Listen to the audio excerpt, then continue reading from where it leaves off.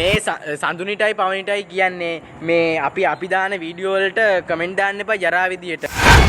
අදූ සචිනි තමයි මගේ පණ. මං සචිනිට ආදරෙයි.